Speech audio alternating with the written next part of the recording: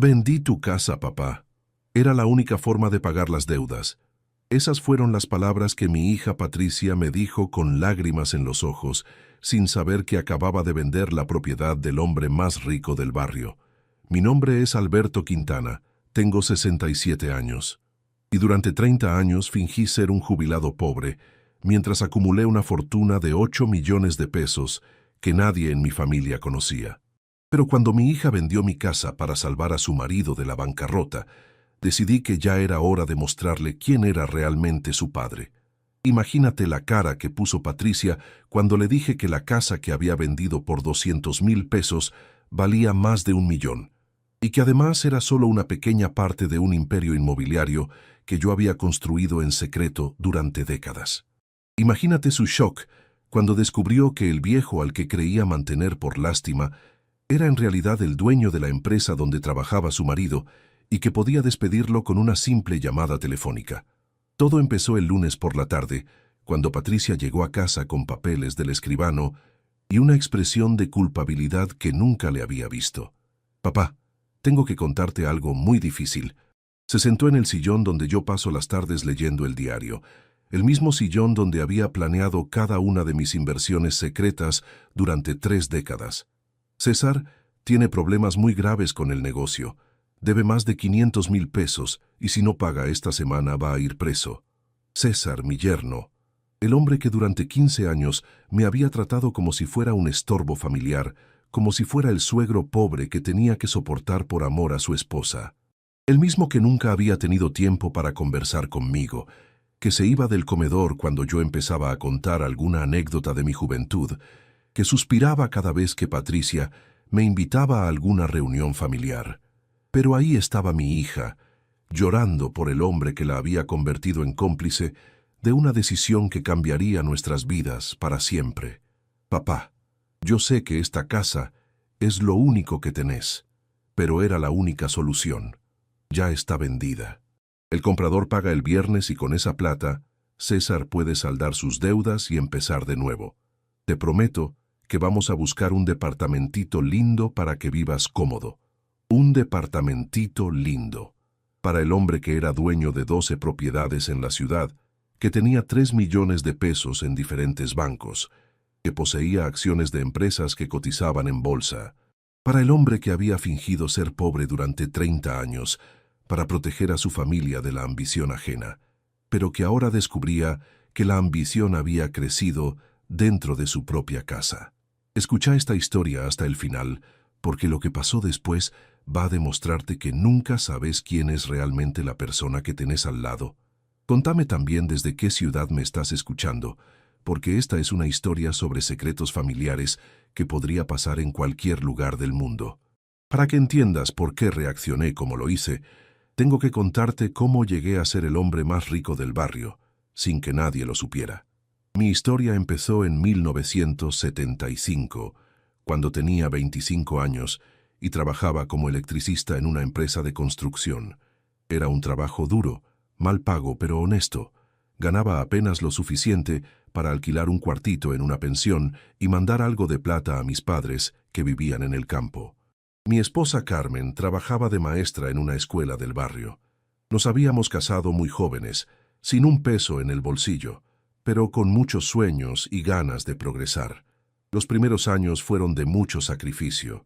Juntábamos centavo por centavo para comprarnos algún mueble, para pagar el alquiler, para poder darnos algún gustito de vez en cuando. En 1978 nació Patricia, nuestra única hija. Desde el momento en que la vi por primera vez, supe que iba a hacer todo lo posible para darle una vida mejor de la que nosotros habíamos tenido. No quería que creciera con las privaciones que había sufrido yo. No quería que tuviera que trabajar desde los 12 años como me había tocado a mí. Pero los sueldos de un electricista y una maestra no alcanzaban para mucho. Decidí buscar trabajos extras los fines de semana, arreglos eléctricos en casas particulares, instalaciones pequeñas que me pagaban en efectivo. Era plata que no declaraba, plata que guardaba en una lata de café en el fondo del ropero, plata que Carmen creía que gastaba en herramientas de trabajo. El punto de inflexión llegó en 1980, cuando un cliente me pagó un trabajo muy bien y me sobraron 2,000 pesos que no sabía cómo invertir.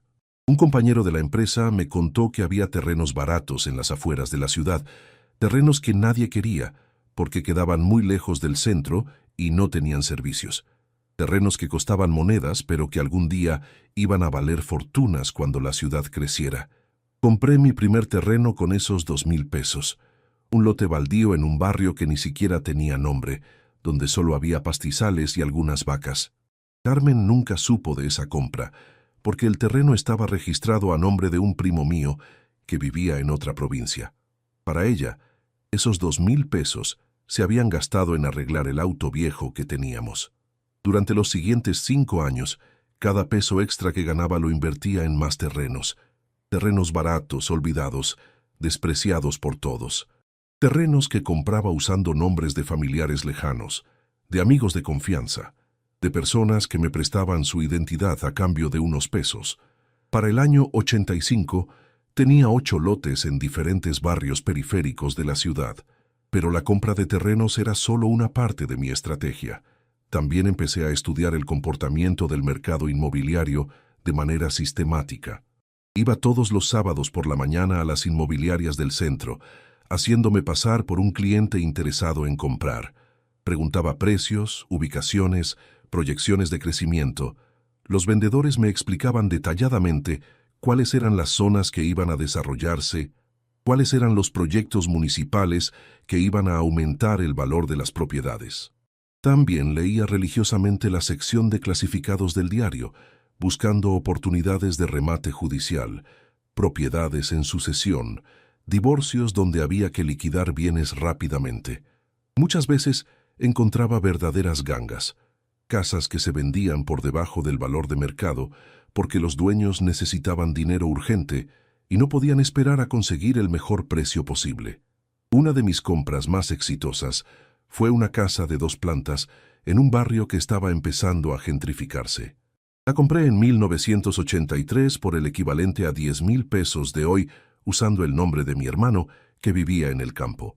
Era una casa que necesitaba refacciones importantes, pero estaba en una ubicación privilegiada a solo 3 cuadras de una plaza muy linda. Durante 6 meses, todos los fines de semana, fui a esa casa a trabajar.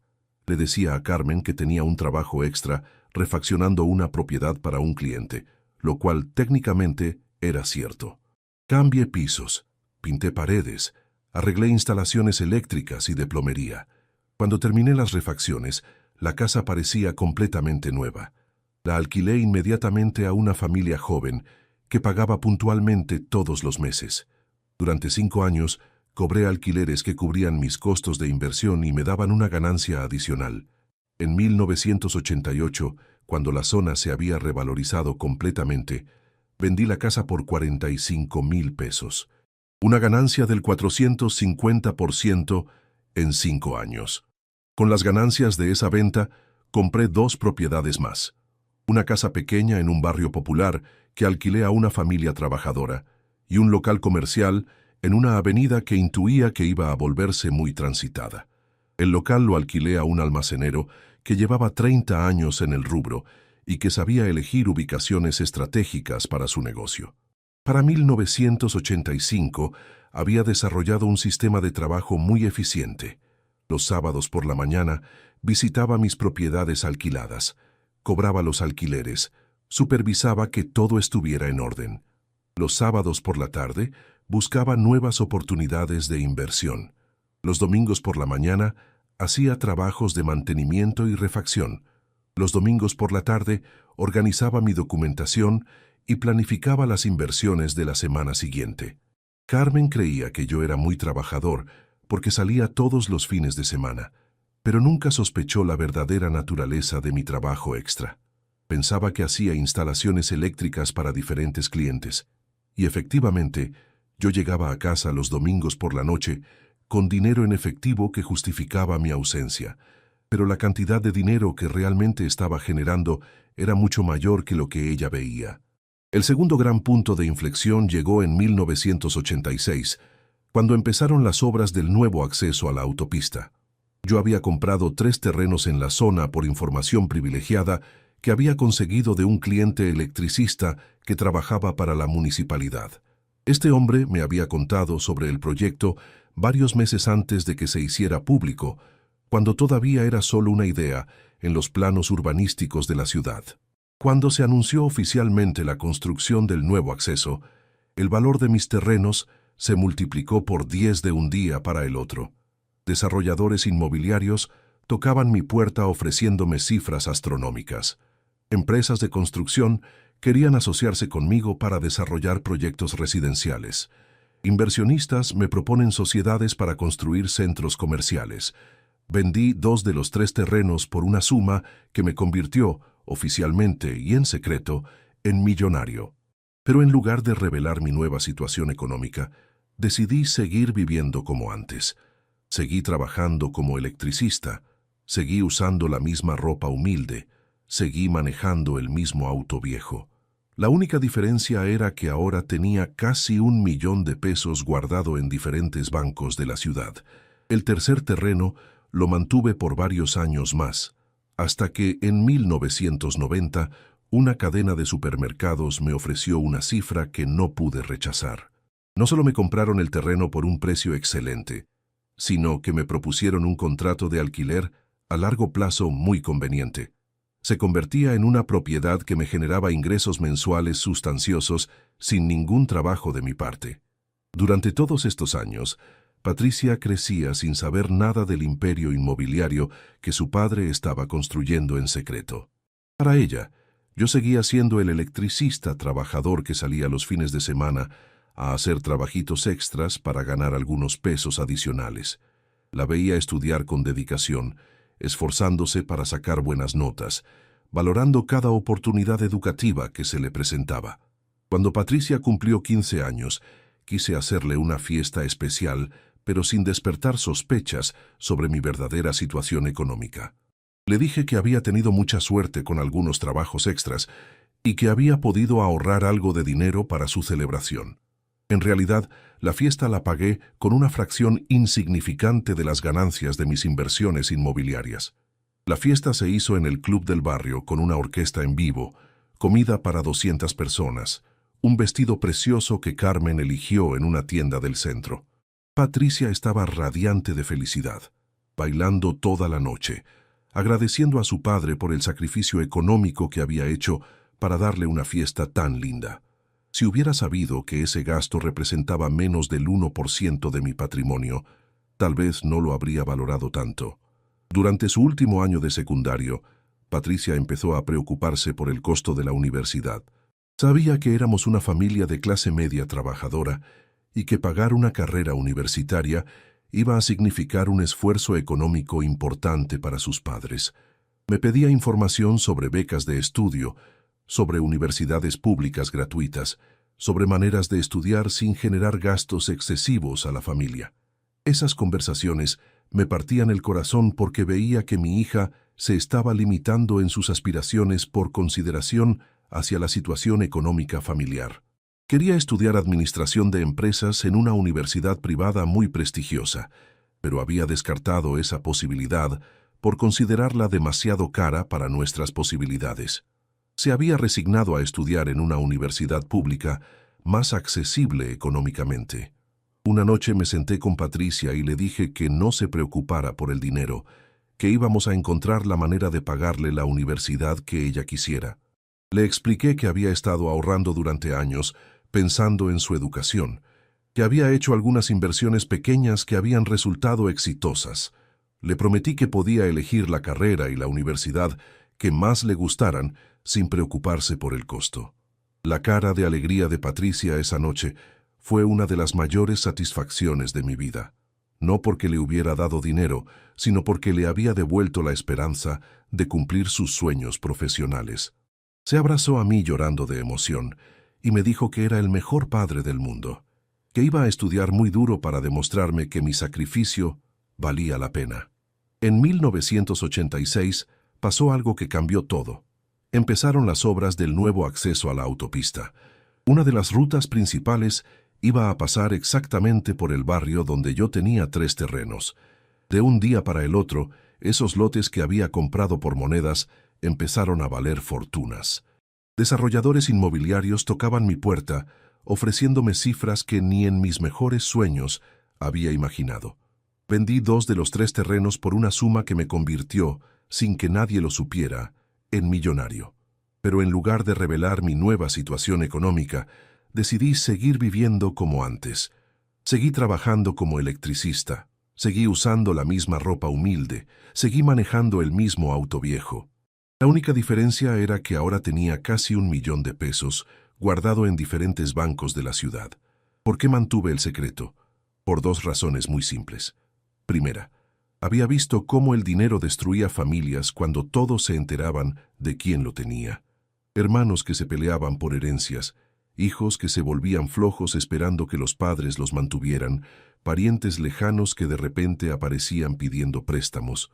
Segunda, quería que Patricia creciera con valores de trabajo y esfuerzo, no con la comodidad de saber que tenía un padre rico.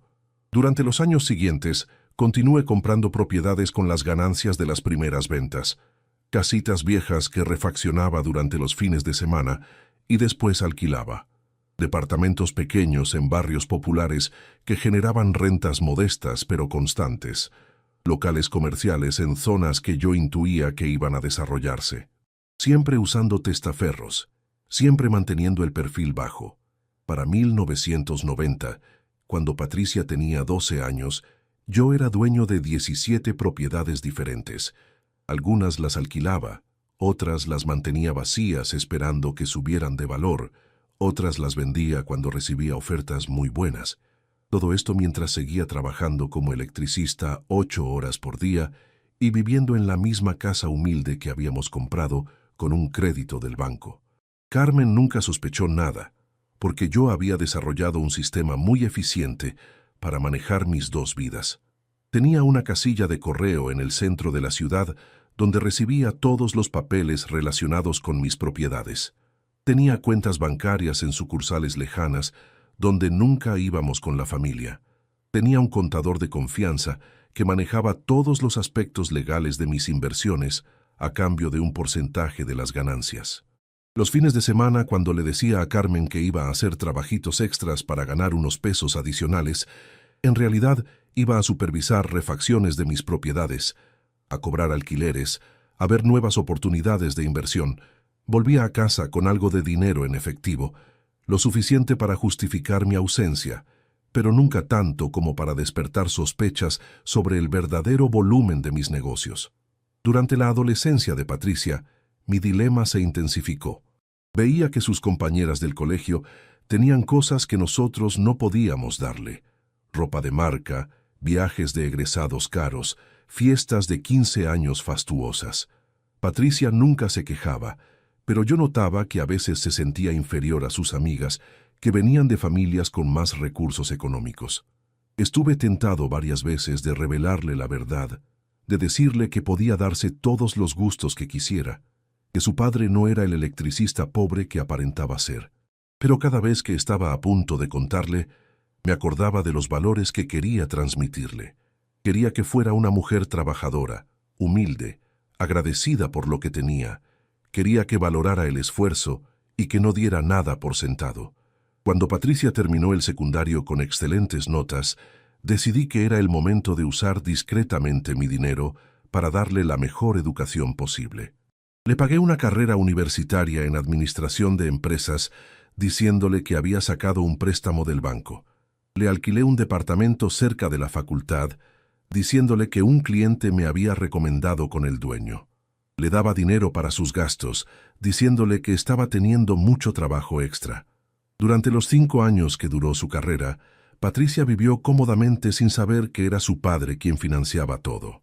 Pensaba que yo me estaba endeudando para darle estudios, que estaba sacrificando mis ahorros de jubilación para pagarle la universidad. Esa culpabilidad la motivó a estudiar con mucha dedicación.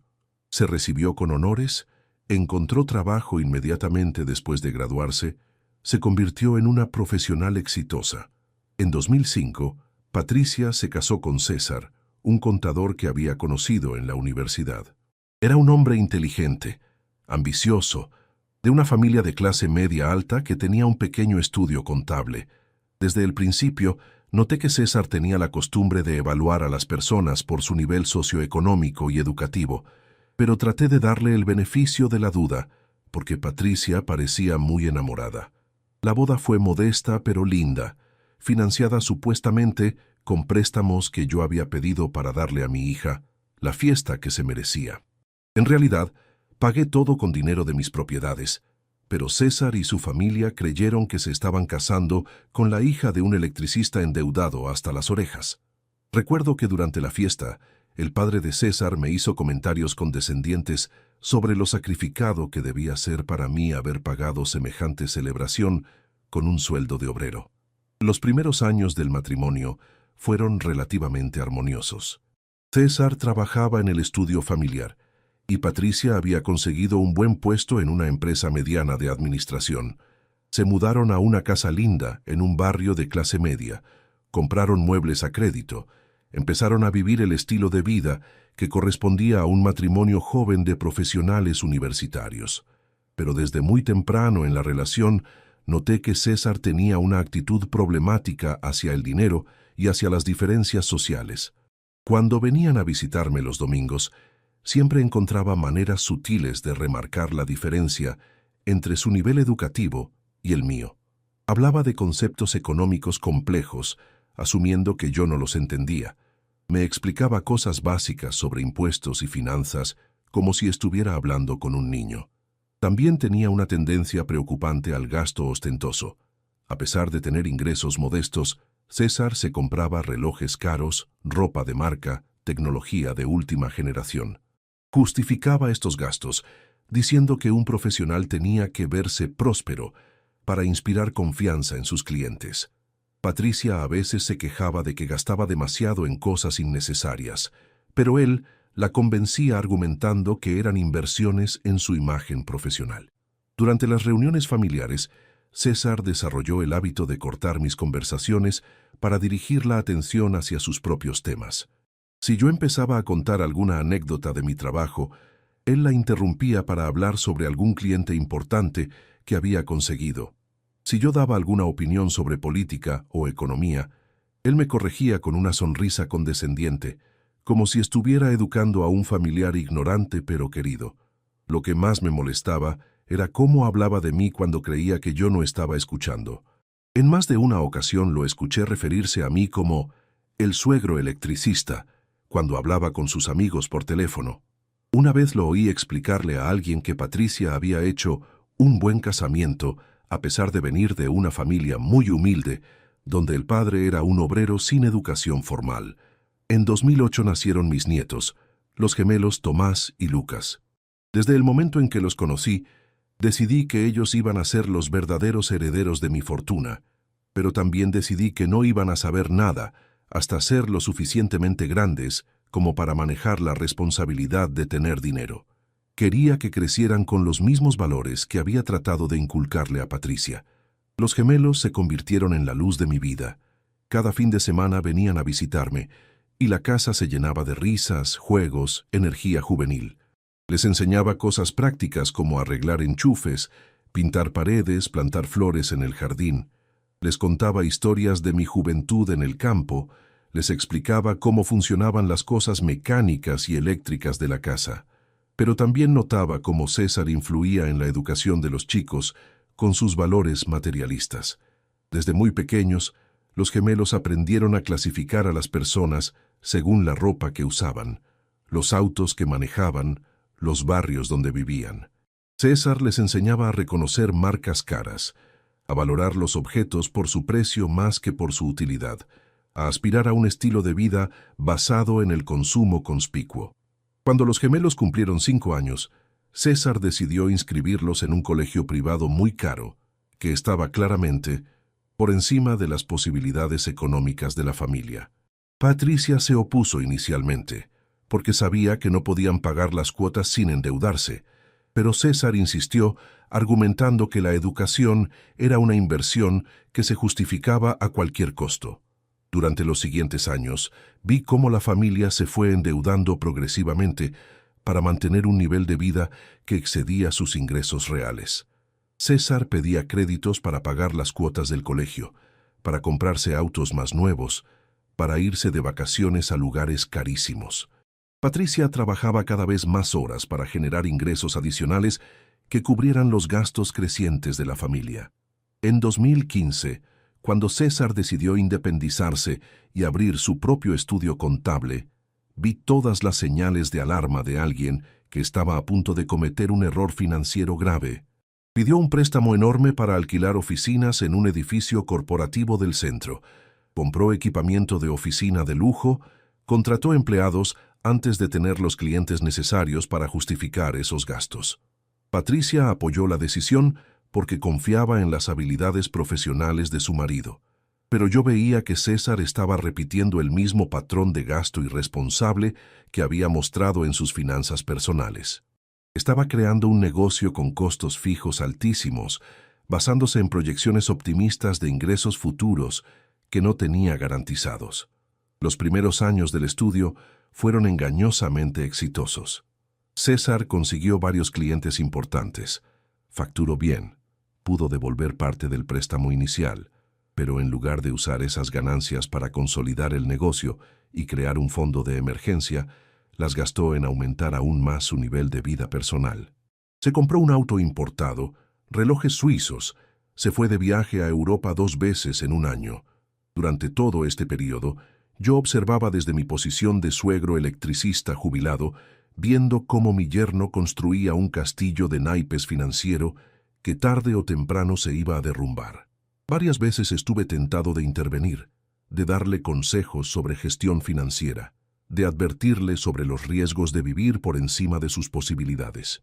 Pero cada vez que intentaba abordar estos temas, César me cortaba educadamente, diciendo que las finanzas empresariales eran demasiado complejas para que las entendiera alguien sin formación universitaria. Durante los años siguientes, mi relación con César se fue deteriorando lentamente. Al principio era solo indiferencia. No tenía nada en común con un contador ambicioso que se creía superior a un electricista jubilado. Pero de a poco, la indiferencia se convirtió en desprecio disimulado. César empezó a hacer comentarios sobre mi nivel educativo, sobre mi manera de hablar, sobre mis opiniones sobre temas que, según él, yo no podía entender. En las reuniones familiares, César se las arreglaba para hacerme sentir incómodo. Cuando yo contaba alguna anécdota de mi trabajo, él la cortaba para hablar de sus proyectos profesionales. Cuando yo daba alguna opinión sobre economía o política, él me corregía condescendientemente, como si estuviera hablando con un niño ignorante. Patricia notaba estas situaciones, pero no decía nada para evitar conflictos matrimoniales. Lo que más me molestaba era cómo César manejaba el dinero familiar. Patricia ganaba bien en su trabajo, pero César tenía costumbres de vida que excedían sus ingresos reales. Compraba autos caros con créditos largos, se iba de vacaciones a lugares carísimos, gastaba fortunas en ropa y tecnología. Vivían al límite de sus posibilidades económicas, siempre con deudas, siempre con presión financiera. En 2015, César decidió independizarse y abrir su propio estudio contable. Pidió un préstamo grande para alquilar oficinas, comprar equipamiento, contratar empleados. Patricia apoyó la decisión porque confiaba en las habilidades profesionales de su marido. Pero yo veía que era un proyecto demasiado ambicioso para alguien que no sabía manejar ni sus propias finanzas personales. Los primeros años del estudio fueron relativamente exitosos. César consiguió clientes importantes, facturó bien, pudo devolver parte del préstamo inicial, pero también aumentó su nivel de gastos personales proporcionalmente a sus ingresos. En lugar de ahorrar para consolidar el negocio, compraba lujos cada vez más caros. Un auto importado, relojes suizos, viajes a Europa 2 veces por año. En 2018 empezaron los problemas serios en el estudio de César. La crisis económica nacional había afectado a muchas empresas, y varios de sus clientes principales empezaron a tener dificultades para pagar sus honorarios. César, que había basado todo su modelo de negocio en unos pocos contratos grandes, se encontró de repente con una caída dramática en sus ingresos mensuales. El primer síntoma del problema fue cuando César empezó a llegar tarde a las reuniones familiares de los domingos. Antes era muy puntual, muy prolijo. siempre bien vestido y con ganas de hablar sobre sus éxitos profesionales, pero durante la segunda mitad de 2018 empezó a llegar con cara de preocupación, con ojeras que delataban noches sin dormir, con una actitud distraída que antes no tenía. Patricia me comentó en privado que César estaba muy estresado por el trabajo, que tenía mucha presión por mantener el estudio funcionando en tiempos difíciles. Me explicó que varios clientes habían reducido sus operaciones y que otros directamente habían cerrado sus negocios, dejando deudas impagas con el estudio contable. La situación se estaba volviendo muy complicada porque César tenía gastos fijos altísimos que no podía reducir rápidamente. Durante las cenas familiares comencé a notar cambios preocupantes en el comportamiento de César. Antes dominaba todas las conversaciones hablando sobre sus proyectos profesionales, pero ahora se quedaba callado cuando alguien mencionaba temas relacionados con trabajo o dinero. Cuando los gemelos le preguntaban sobre su oficina o sus empleados, él cambiaba de tema rápidamente con respuestas evasivas. También empezó a hacer comentarios extraños sobre la situación económica del país que revelaban una perspectiva muy diferente a la que había tenido durante sus años de éxito. Antes criticaba a la gente que se quejaba de la crisis, argumentando que los empresarios inteligentes siempre encontraban maneras de prosperar independientemente del contexto económico. Ahora hablaba de lo difícil que era mantener un negocio cuando los clientes no pagaban y los bancos no daban crédito. En 2019, la situación se agravó considerablemente. César tuvo que despedir a 2 de sus 4 empleados porque no podía pagarles los sueldos completos. Después tuvo que mudarse a una oficina más pequeña y barata porque no podía cubrir el alquiler del edificio corporativo donde había instalado originalmente su estudio. Cada reducción de gastos era también una reducción de su imagen profesional y de su capacidad para atraer nuevos clientes. Patricia empezó a trabajar horas extras y fines de semana para generar ingresos adicionales que ayudaran a mantener a flote el negocio de César. Usó sus ahorros personales para pagar sueldos de empleados, para cubrir gastos operativos del estudio, para mantener al día los pagos de impuestos y servicios. Pero incluso con estos sacrificios, la situación financiera de la familia se deterioraba mes tras mes. Los gemelos, que ya tenían 10 años, empezaron a notar que algo estaba mal en casa. Sus padres discutían en voz baja después de que ellos se acostaran. Ya no recibían regalos espontáneos como antes. Los paseos familiares a lugares caros se volvieron cada vez más escasos. Las vacaciones de verano se cancelaron con la excusa de que papá tenía demasiado trabajo. Yo observaba todo esto desde mi posición de abuelo jubilado, sabiendo que tenía los recursos para solucionar todos estos problemas con una fracción insignificante de mi patrimonio. Pero también sabía que intervenir prematuramente podía privar a César de la oportunidad de aprender lecciones importantes sobre responsabilidad financiera y gestión empresarial sensata. Durante este período, algo muy irónico empezó a suceder en relación con mis propios negocios. César, desesperado por conseguir nuevos clientes, había empezado a ofrecer sus servicios contables a empresas pequeñas y medianas que antes había considerado por debajo de su nivel profesional. A través de contactos y recomendaciones, terminó manejando la contabilidad de 3 empresas que, sin él saberlo, eran sociedades que yo había creado para administrar mis propiedades: Inmobiliaria del Sur, Propiedades San Martín S.A. e Inversiones Quintana S.R.L. se convirtieron en clientes del estudio de César. Cada mes, él elaboraba los balances de estas empresas, calculaba sus impuestos, asesoraba sobre estructuras financieras óptimas. Lo que no sabía era que estaba trabajando para el patrimonio de su propio suegro, el electricista al que había estado despreciando durante más de una década. La situación se volvió aún más absurda cuando César empezó a quejarse conmigo sobre algunos de sus clientes corporativos. «Tengo un cliente que me debe 150,000 pesos de honorarios», me comentó una tarde mientras tomábamos mate en mi casa. «Es una inmobiliaria que factura muy bien, pero que siempre paga con retraso. No entiendo por qué estas empresas exitosas no pueden ser más puntuales con sus pagos». La empresa que le debía dinero era Inmobiliaria del Sur, una de mis sociedades. Yo había instruido a mi contador principal que retrasara algunos pagos para evaluar cómo César manejaba la presión financiera con sus clientes. Era una prueba de carácter que él no sabía que estaba rindiendo, pero que me daba información valiosa sobre su comportamiento profesional bajo estrés. Durante todo 2019 y 2020, vi cómo César se fue hundiendo cada vez más profundamente en deudas, mientras trabajaba sin saberlo para el hombre que podía salvarlo de todos sus problemas.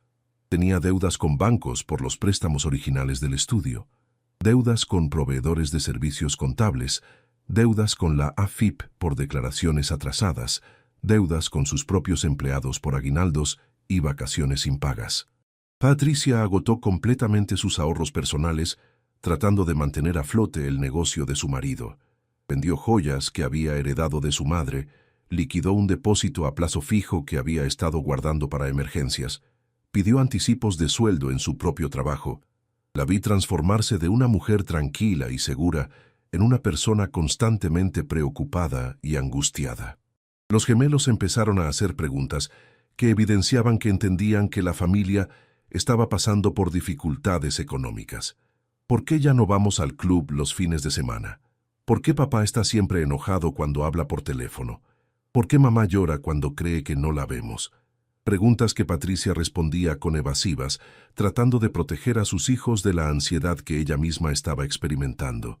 Una tarde de domingo, mientras los gemelos jugaban en el patio de mi casa, Patricia se sentó conmigo en la cocina y me confesó la verdadera dimensión de los problemas familiares. «Papá», me dijo con los ojos llenos de lágrimas, «no sé qué vamos a hacer. César debe más de 500,000 pesos y cada mes la situación empeora.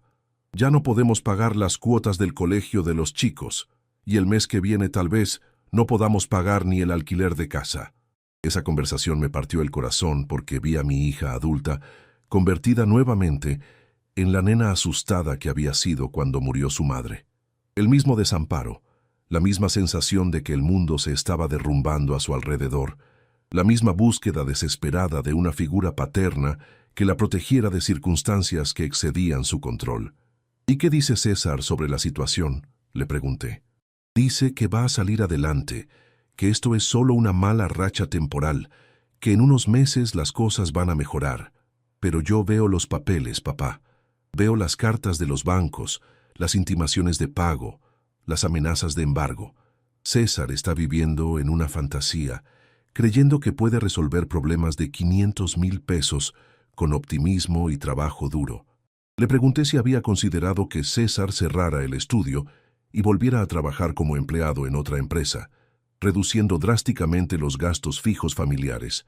Me explicó que César se negaba rotundamente a esa posibilidad porque consideraba que sería un fracaso profesional inaceptable. Prefería seguir endeudándose antes que admitir que su proyecto empresarial había sido demasiado ambicioso para sus capacidades reales. También le pregunté si César había intentado negociar quitas o planes de pago con sus acreedores. Patricia me contó que él había hecho algunos intentos, pero que su orgullo profesional le impedía mostrar la verdadera gravedad de su situación. En lugar de explicar honestamente que no podía pagar, inventaba excusas sobre problemas temporales de flujo de fondos que se resolverían pronto. Durante las siguientes semanas observé cómo la crisis financiera familiar afectaba la dinámica de toda la familia. César se volvió irritable, defensivo, propenso a discusiones sobre temas menores que antes no le importaban. Patricia desarrolló síntomas de ansiedad, insomnio, dolores de cabeza, pérdida de apetito. Los gemelos se adaptaron al clima tenso de la casa, volviéndose más silenciosos y cautelosos. En enero de este año, la situación llegó a un punto crítico cuando la AFIP embargó la cuenta bancaria principal del estudio de César por deudas impositivas acumuladas. De un día para el otro, él se quedó sin acceso al dinero que necesitaba para pagar sueldos, alquileres, servicios básicos. Era el final del camino para un negocio que había estado funcionando con déficit durante 2 años. Fue entonces cuando Patricia tomó la decisión más drástica de su vida adulta. Sin consultarme, fue a ver a un tasador inmobiliario para evaluar el valor de mi casa. Su plan era convencerme de vender la propiedad para darle a César el dinero que necesitaba para saldar sus deudas más urgentes y empezar de nuevo con el estudio contable. La noche antes de venir a proponerme la venta de mi casa, Patricia no durmió.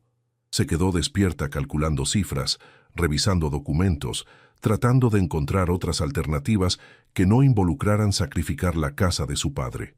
Pero por más vueltas que le daba al problema, no encontraba otra fuente de dinero suficiente para salvar a César de la quiebra y la posible prisión por deudas con organismos públicos.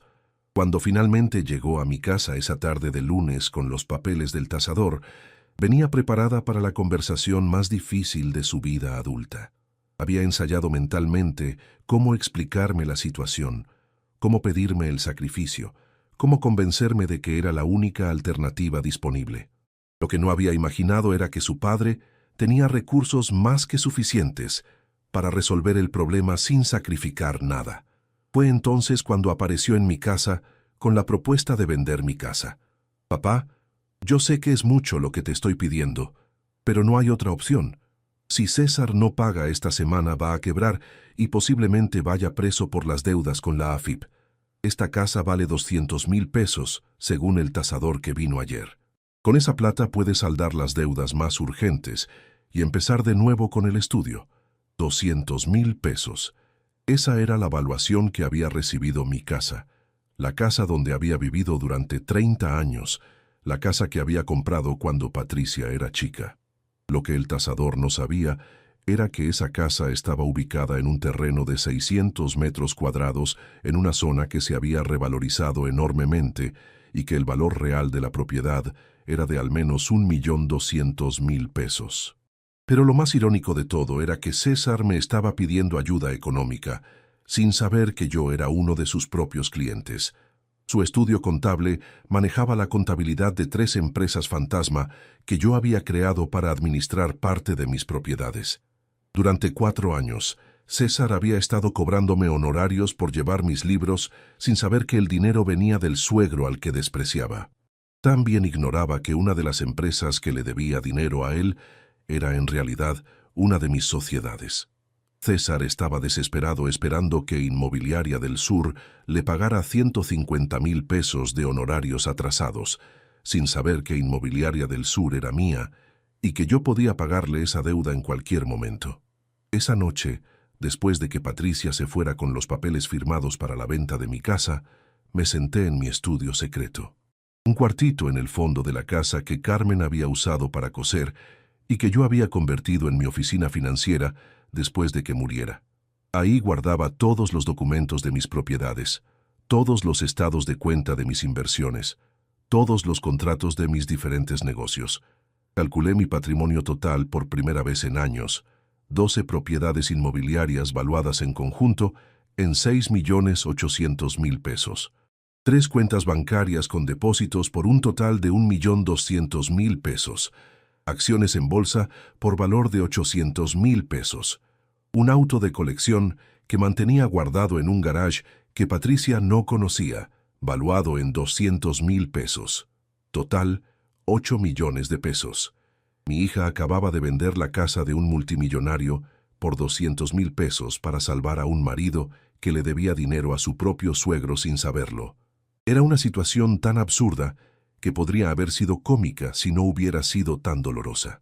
Patricia estaba sacrificando la casa de su padre para pagar deudas que yo podía cancelar con el dinero de mi billetera. El viernes por la mañana, el día que se concretaba la venta de mi casa, decidí que había llegado el momento de revelar la verdad. Llamé a Patricia y le dije que quería almorzar con ella y con César antes de que se firmaran los papeles definitivos. Quería despedirme de mi casa en familia, le dije. Quería que mis nietos vieran